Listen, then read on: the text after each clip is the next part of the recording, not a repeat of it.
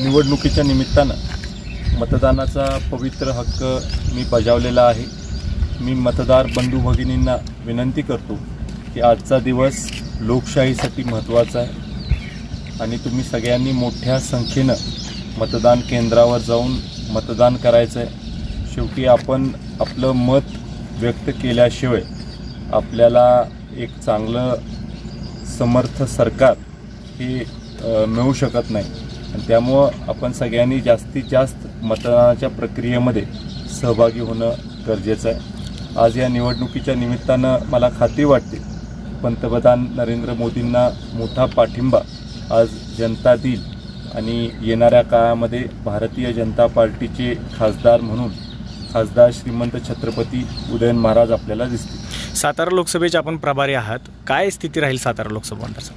सातारा लोकसभा मतदारसंघामध्ये खासदार छत्रपती उदयन महाराज निवडून येणार। त्याच्या लोकसभेसाठी मतदान सुरू आहे।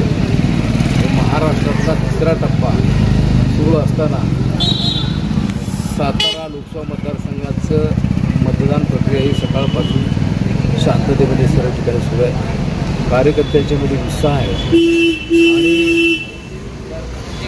कैलासवासी यशवंतराव चव्हाण साहेबांच्या विचाराचा हा मतदारसंघ आदरणीय पवार साहेबांच्या पाठीशी सातत्यानं राहिलेला मतदारसंघ आणि या जिल्ह्याचे बहुतांशी प्रश्न सोडवण्यामध्ये पूर्वीच्या काळी आलेला अपयश याचा विचार करता शशिकांत शिंदे साहेबांना उमेदवार दिलेले आहे।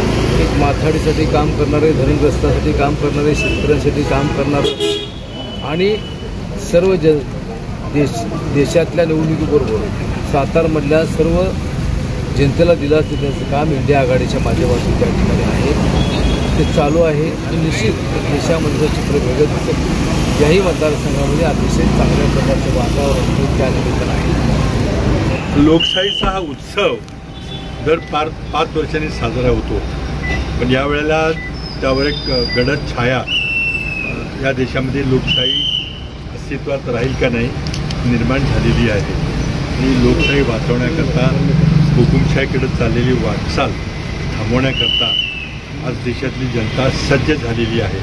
मी पण आज कराडमध्ये माझ्या मतदानाचा हक्क बजावलेला आहे आणि खूप जवळजवळ महिनाभर प्रचार केलेला आहे।